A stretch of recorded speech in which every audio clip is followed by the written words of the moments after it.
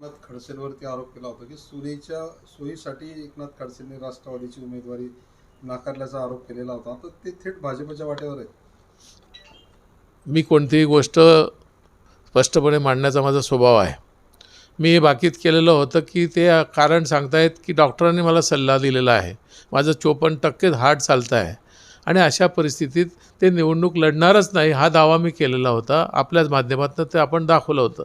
आज माझा तोच दावा लोकांना मान्य आहे की हे बाकीत सतीश पाटलांनी केलं होतं. आज स्मिताताईच्या आपल्या रक्षाताईच्या तिकिटाच्या मागे ही सगळी खेळी माननीय एकनाथजी खडसे यांनी त्यावेळेला खेळली होती आणि ते सगळं उघड झालेलं आहे. ते दिल्लीला का गेले होते, त्यांनी कोणाच्या भेटी घेतल्या होत्या, तिथे काय कमिटमेंट झालं होतं, नंतर फोटोही व्हायरल झाले. त्यामुळे आज लोकांना कळतं आहे की सतीश अण्णाने सांगितलेली गोष्ट खोटी नव्हती. त्यामुळे जे कारणं होती ते लोकांना तेव्हाही पटत नव्हती ना आजही पटत नाही. त्यामुळे त्यांचा प्रवेश हा होणार आहे. तेव्हाही बोललो होतो ना आजही सांगतोय की झालेलाच आहे. अण्णासाहेब कठीण काळामध्ये शरद पवारांनी त्यांना साथ दिली होती आणि ते प्रवेश करत आहेत. परवा जी मीटिंग झाली पुण्याला, आदरणीय शरदचंद्रजी पवार साहेबांनी आम्हाला बोलवलं होतं.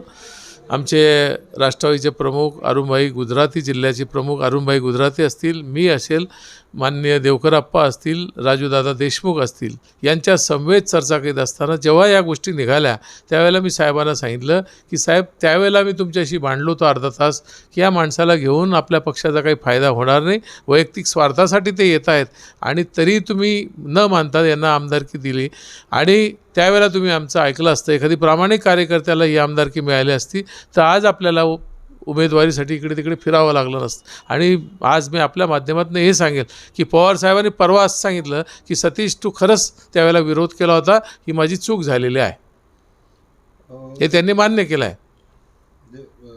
पवार साहेबांना पश्चाताप होतोय त्यांच्या त्यावेळेचा. तर साहजिक आहे की जी उमेदवारी देऊन जर पक्षाला फायदा होत नसेल, त्यांनी जी काही आश्वासित केलं होतं साहेबांना की मी उत्तर महाराष्ट्राची पूर्ण जबाबदारी घेईल, लोकसभा असतील, विधानसभा असेल, जिल्हा परिषदा असतील, नगरपालिका, ही सगळी जबाबदारी मी घेतो आणि या उत्तर महाराष्ट्रातून राष्ट्रवादीची ताकद दाखवून देतो.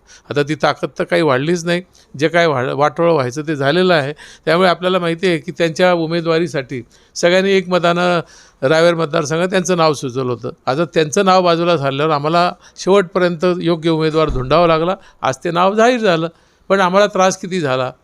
राष्ट्रवादीत प्रवेश खडसेंना दिला ही पवारांची चूक होती का त्यांना आमदार? फार मोठी चूक होती.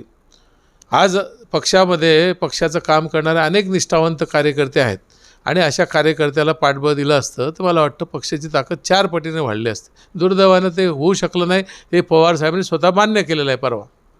आता रोहिणीताई राष्ट्रवादीतच राहायचं म्हणतायत, ह्या भूमिकेकडे कसं बघतायत? खडसे भाजपकडे चालले ना, आता रोहिणीताई मात्र याच्यामध्ये राहत आहेत. तर याच्यात असं आहे की त्यांच्या घराभोवती हे सगळं राजकारण फिरतं.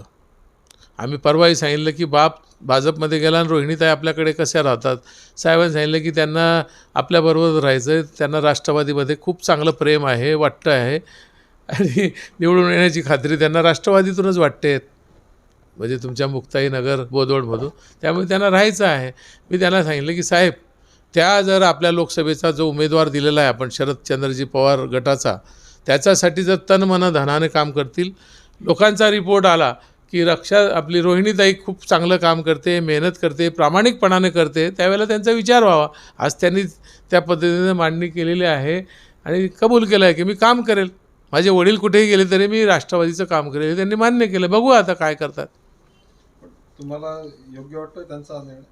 आता ते मला योग्य वाटतं यापेक्षा नेत्यांना त्यांनी पटवून दिलेलं आहे, त्यामुळे माझा काही जास्त त्यावर बोलता येणार नाही. पवारांना तुम्ही नाथाभाऊंच्या प्रवेशाच्या वेळेला तुम्ही त्यांच्याशी अर्धा तास आर्ग्युमेंट केल्याचं तुम्ही म्हटलं होतं. बरोबर आहे. आताही बोललो होतो मी साहेबाशी की साहेब, लोकांमध्ये चुकीचे मेसेज जात आहेत आणि रोहिणीताईला आपण राज्याच्या महिलाचा अध्यक्ष केलेला आहे.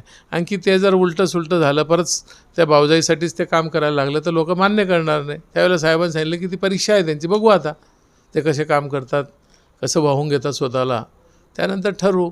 त्यामुळे आज काही विधानसभेची उमेदवारीचा विषय तिथे झालेला नाही.